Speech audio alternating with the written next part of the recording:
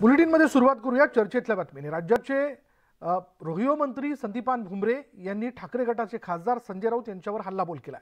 राऊतांच्या रोजच्या पत्रकार परिषदांवरून भुमरेंनी राऊतांवर खोचक टीका केली। सोबतच अजित पवार यांची राष्ट्रवादीत घुसमट होत असून त्याचा कधीतरी स्फोट होईल असा दावा भुमरेंनी केलाय। शिवाय अजित पवार भाजप सेना युतीसोबत आले तर त्यांचं स्वागत करू असंही भुमरे म्हणाले।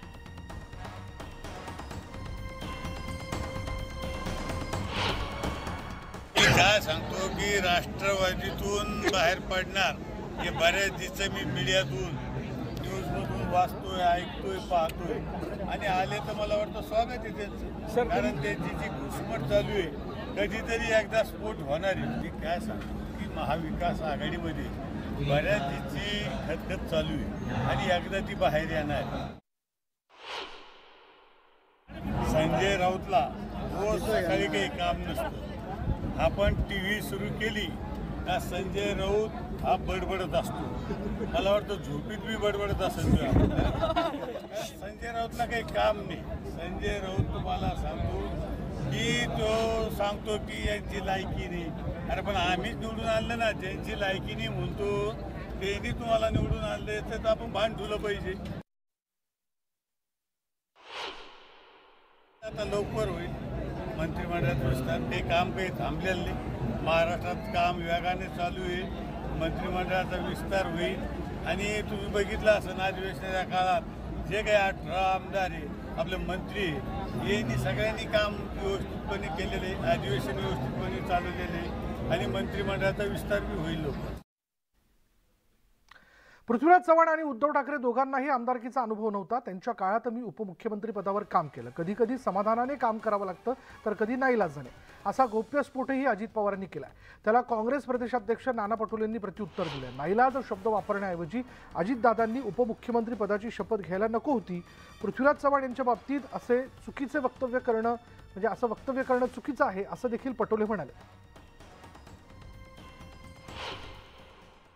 पृथ्वीराज बाबांच्या वेळेस आम्ही 4 वर्ष जवळपास काम केलं, पण काही गोष्टी काम करत असताना आपण पण आता ज्या सकाळ समूहात काम करता, कधी कधी तुम्ही आनंदाने समाधानाने काम करता, कधी कधी तुम्हाला नाईलाज असतं काम करावं लागतं। तसं उद्धव ठाकरे साहेबांच्या काळामध्ये आम्ही आनंदाने समाधानाने काम केलं। पृथ्वीराज बाबांच्या वेळेस वरिष्ठांनी सांगितल्यामुळे नाईलाज असणारे काम केलं। आम्ही लोकशाहीला मानणारी लोक आहोत, कोणी कोण दावा ठोकतो आम्हाला माहिती नाही। ज्याच्याजवळ 145 आमदार असेल, ज्याच्याजवळ संख्या जास्त असेल तो मुख्यमंत्री बनेल। त्याच्यामुळे आम्हाला कुठलाही दावा आम्ही करणार नाही। जनता कोणाला मुख्यमंत्री करायचे जनता ठरवणार आहे। त्याच्यामुळे मी करणं हे काँग्रेसची भूमिका नाही, काँग्रेसची भूमिका स्पष्ट आहे। नाईलाज हा शब्द काय वापरताय? मग तुम्ही शपथच घ्यायला नव्हती पाहिजे। तुम्हाला किती पदाच्या बद्दलची पदावर बसून खतखत निर्माण करण्यापेक्षा पदाच्या बाहेर राहून खतखत व्यक्त करायला पाहिजे होतं। ज्याप्रमाणे आपण आमचे मुख्यमंत्री त्यावेळेचे पृथ्वीराज चव्हाण साहेबाबद्दलचं बोललात, खरं तर अशा पद्धतीचं वक्तव्य व्हावं ही अपेक्षा आम्हाला नाही। त्यांच्या काळात त्यांनी काय केलं आणि पृथ्वीराज चव्हाण साहेबांनी काय केलं, आखरी प्रत्येक मुख्यमंत्र्यांनी या राज्याला काही ना काही देऊन गेलेले आहेत। सध्या राज्याच्या राजकारणात अजित पवार केंद्रबिंदू स्थानी आहेत आणि अशातच एका मुलाखतीत अजित पवारांनी मला मुख्यमंत्री व्हायला आवडेल असं म्हटलं होतं आणि त्यांच्या या वक्तव्याने राजकीय वर्तुळात चर्चांना उधाण आलंय। अजितदादांच्या वक्तव्यावर महाविकास आघाडीतील नेत्यांनी प्रतिक्रिया दिल्यात। मुख्यमंत्री होणं कोणाला आवडणार नाही, अजितदादांमध्ये मुख्यमंत्री होण्याची क्षमता आहे, त्यांना माझ्या शुभेच्छा असल्याचं वक्तव्य शिवसेना ठाकरे गटाचे खासदार संजय राऊत यांनी केलंय। तर मुख्यमंत्री पदाबाबत इच्छा व्यक्त करणं गैर काय? दादांकडे बहुमत असेल तर त्यांनी मुख्यमंत्री व्हावं असं नाना पटोले म्हणाले। मुख्यमंत्री व्हायला कोणाला आवडणार नाही आणि अजितदादा पवारांमध्ये क्षमता आहे मुख्यमंत्री होण्याची। अनेक वर्ष राजकारणामध्ये आहे, अनेक वर्ष मंत्री आहे, सर्वाधिक वेळा उपमुख्यमंत्री होण्याचा विक्रम त्यांनी केलेला आहे। त्याच्यामुळे प्रत्येकाला वाटतं की आता आपण मुख्यमंत्री व्हायला हवं। जी कोणी राजकारणात असेल किंवा सर्वसाधारण व्यक्तीलाही वाटत असेल की मी राज्याचा मुख्यमंत्री झालो पाहिजे, तर त्याच्यामध्ये गैर काय? आणि राहिला त्याला 145 आकडा लागतं महाराष्ट्रात मुख्यमंत्री व्हायला. ते अगर अजितदादाकडे असतील तर त्यांनी सहजतेने बनावं. त्याला मी बनतो असं म्हणायचं काही कारणच नाही. पुढे रावसाहेब दानवे काय म्हणतात बघा. अजित पवारांबाबत केंद्रीय राज्यमंत्री रावसाहेब दानवेंनी मोठा दावा केला. अजित पवार हे बहुमताच्या बाजूने आले तर किंवा 10-20 वर्षांनी त्यांना बहुमत मिळाले तर ते मुख्यमंत्री होऊ शकतात, असं वक्तव्य केंद्रीय रेल्वे राज्यमंत्री रावसाहेब दानवेंनी केले. ते जालन्यात प्रसारमाध्यमांशी बोलत होते. तर काँग्रेस आणि राष्ट्रवादी काँग्रेस एकत्र असताना राष्ट्रवादीला जास्त जागा मिळूनही अजित पवार यांना मुख्यमंत्री होता आलं नाही. त्यामुळे दावा करणं आणि बहुमत असणं वेगळी गोष्ट असल्याचं दानवे म्हणाले. 2024ला नाही तर आताही आपल्याला मुख्यमंत्री व्हायला आवडेल, असं वक्तव्य अजित पवार यांनी केलं होतं आणि त्यांच्या या वक्तव्यावर रावसाहेब दानवे यांनी प्रतिक्रिया दिली आहे.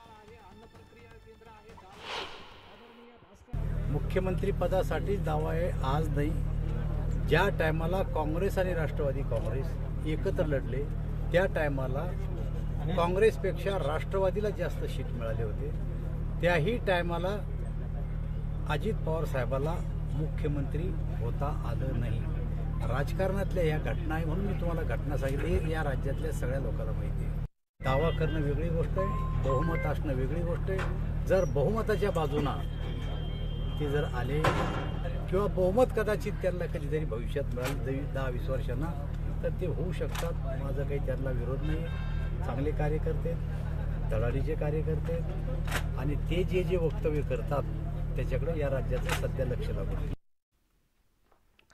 अजित पवारांनी लगेचच मुख्यमंत्री होण्यासाठी तयार असल्याचं सांगितल्यानं शिवसेनेत चलबिचल वाढली आहे. शिवसेना भाजप सरकारचे एकनाथ शिंदेचे भाजप सरकारमध्ये एकनाथ शिंदेच मुख्यमंत्री राहतील अशी ग्वाही शिवसेनेनं दिली. पुढच्या निवडणुकाही एकनाथ शिंदेंच्या नेतृत्वात लढल्या जातील असंही मस्केंनी सांगितलं. अजित पवार भाजपसोबत आले तरी कोणताही फरक पडणार नाही असंही अप्रत्यक्षपणे सांगण्याचा प्रयत्न शिवसेनेने सुरू केला. अजित पवारांनी मुख्यमंत्रीपदावर दावा सांगितला असला तरी त्याचा कोणताही परिणाम शिवसेना भाजपवर होणार नाही असं शिवसेनेनं स्पष्ट केलं. येणारा काळ शिवसेना भाजपा युतीचाच आहे. बरोबर ते म्हणतात. याच्या पुढे सुद्धा शिवसेना भाजपा युतीचं सरकार या ठिकाणी राहणार आहे. हे बघा, माननीय मुख्यमंत्री एकनाथ शिंदेसाहेब आता मुख्यमंत्री आहेत आणि पुढील काळामध्ये सुद्धा एकनाथ शिंदेसाहेबच मुख्यमंत्री राहणार आहे. देवेंद्र फडणवीस साहेबांनी सुद्धा सांगितलेले पुढील निवडणुका सुद्धा आम्ही एकनाथ शिंदे साहेबांच्या नेतृत्वाखाली आम्ही लढणार आहोत. अशी कितीही प्रकारची काही वक्तव्य केली तरी आमची युती घट्ट आहे आणि तशाच पद्धतीने घट्ट राहणार आहे. तेलंगणाचे मुख्यमंत्री के चंद्रशेखर राव यांच्या BRS पक्षाची सोमवारी संभाजीनगरमध्ये जाहीर सभा होते. शहरातल्या जबिंदा मैदानावर या सभेचं आयोजन करण्यात आलंय. चंद्रशेखर राव स्वतः या सभेला मार्गदर्शन करणार आहेत. त्यामुळे सभेसाठी जय्यत तयारी केली जाते. येत्या काळात BRSला महाराष्ट्रात चांगलं वातावरण मिळेल आणि आमचं शेतकऱ्यांचं सरकार येईल असा दावा BRSचे महाराष्ट्र प्रभारी जीवन रेड्डी यांनी दावा केलाय. त्यांच्याशी बातचीत केली आहे आमचे प्रतिनिधी सिद्धार्थ गोदाम यांनी. उद्या BRS पक्षाची फार मोठी जाहीर सभा छत्रपती संभाजीनगरमध्ये होते आहे आणि आपण बघतोय मोठ्या प्रमाणात तयारी सुरू आहे आणि तेलंगणाचे मुख्यमंत्री स्वतः या ठिकाणी या सभेला जे आहे संबोधित करणार आहेत. विशेष करून BRSचं टार्गेट शेतकरी आहे, शेतकऱ्यांच्या समस्या आहेत आणि सभेची पूर्ण तयारी आहे. या ठिकाणी BRS पार्टीचे महाराष्ट्राचे प्रभारी आणि आमदार जीवन रेड्डी या ठिकाणी आलेले आहेत. ते पाहणी सुद्धा या ठिकाणी करतात. सर, कैसी होगी कल की रैली, क्या लगता है? बहुत बड़ा जाहिर सभा है. लोग वांटेडली केसीआर साहब को देखने को आ रहे. ये क्या कमाल कर रहे तेलंगाना में. कैसा किसान लोगों के लिए इतना 1000 करोड़ खर्चा कर रहे. कैसा लोगों को घर पीने के लिए पानी दे रहे. बुढ़ा बहनी लोगों को, अम्मा लोगों को कैसा पेंशन दे रहे. हमारा बहनी लोगों का शादी मुबारक कैसा दे रहा है. ये कैसा पॉसिबल है.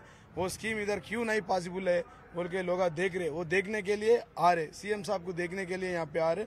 बहुत बड़ा जाहिर सभा होने वाला है. हमारा एजेंडा जो है फार्मर का एजेंडा है. अब की बार किसान सरकार. उद्याच्या या रॅलीमध्ये नेमकी किती लोक येतात, कशा पद्धतीने भाषणं होतात हे सुद्धा पाहणं गरजेचं आहे. सुधीर जाधवसह सिद्धार्थ गोदाम, न्यूज 18 लोकमत, छत्रपती संभाजीनगर. आता बातमी मुंबईमधून. मुंबईत सुरू असलेल्या एका हाय प्रोफाईल सेक्स रॅकेटचा मुंबई पोलिसांनी पर्दाफाश केलाय. यामध्ये एका भोजपुरी अभिनेत्रीला अटक करण्यात आली आहे. मुंबई क्राईम ब्रांचनं घटनास्थळावरून 3 मॉडेल्सची सुटका केली. सुमन कुमारी नावाची ही भोजपुरी अभिनेत्री या हाय प्रोफाईल सेक्स रॅकेटमध्ये मध्यस्थ म्हणून काम करत होती. मुलींना वेश्या व्यवसायात ढकलत असल्याच्या आरोपात या अभिनेत्रीला अटक करण्यात आली.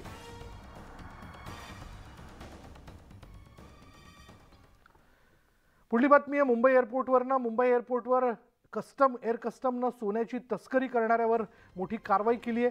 तब्बल 1,60,00,000 रुपयांचं सोनं कस्टमनं जप्त केलं आहे. सामान वाहून नेण्यासाठी वापरल्या जाणाऱ्या विमानतळाच्या बॅगेज ट्रॉलीखाली चिटकवून सोन्याच्या बारांची तस्करी जी ती केली जात होती आणि या प्रकरणी कस्टमनं 3 प्रवाशांना ताब्यात घेतलंय.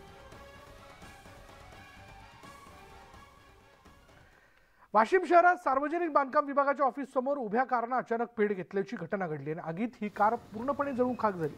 अग्निशमन दल घटनास्थळी पोहोचलं, मात्र तोपर्यंत कार पूर्णपणे भस्मसात झाली होती. सुदैवानं या आगीत कोणतीही जीवितहानी झाली नाही.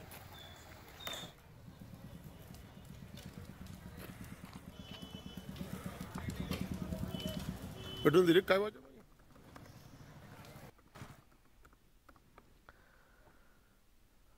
पुढे बोलत राज्यावर अवकाळी पावसाचं संकट कायम आहे. विदर्भासह पुण्यात पुढील 5 दिवस वादळी वाऱ्यासह पावसाचा इशारा जो तो देण्यात आलाय.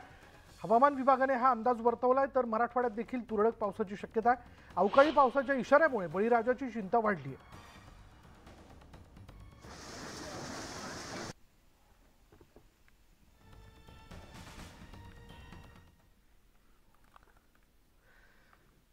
पुढे चंद्रपुरात वादळी वाऱ्याने नागरिकांची चांगलीच धांदल उडाली. शहराच्या काही भागात यामुळे झाडं उन्मळून पडली आहेत, तर गायत्रीनगर भागात एका खुल्या प्लॉटवर 20 वर्षाआधी उभारलेला मोबाईल टॉवर शेजारच्या इमारतीवर पडल्यानं या इमारतीची मोठी हानी झाली.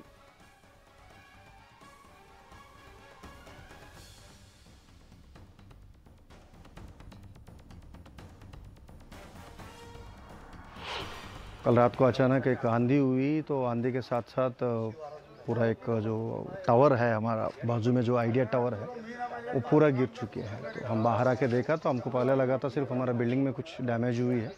कि बाहर आके देखा तो पूरा आइडिया टावर पूरा गिर चुके हैं. उसकी वजह से हमारा बिल्डिंग भी काफ़ी डैमेज हो चुके हैं. एंड ये तो समझ में आता है कि ये क्लियरली पूर मेंटेनेंस की वजह से ही वो हुआ है. साई भक्तांसाठी एक आनंदाची बातमी अशी की साई मंदिरात हार फूल प्रसादावरील बंदी जी ती हटवण्यात येणार आहे.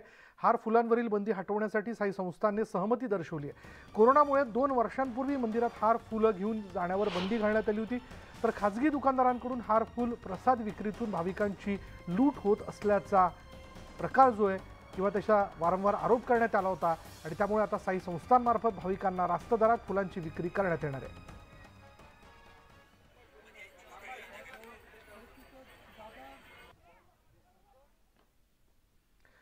आज अक्षय तृतीया. अक्षय तृतीया म्हणजे 3.5 मुहूर्तांपैकी एक आहे आणि त्यानिमित्त सिद्धिविनायक मंदिर गाभाऱ्यात फळांचा राजा हापूस आंब्याची आरस करण्यात आली आहे, तर पुण्यातील दगडूशेठ गणपतीला आंब्याची आरस करण्यात आली आहे.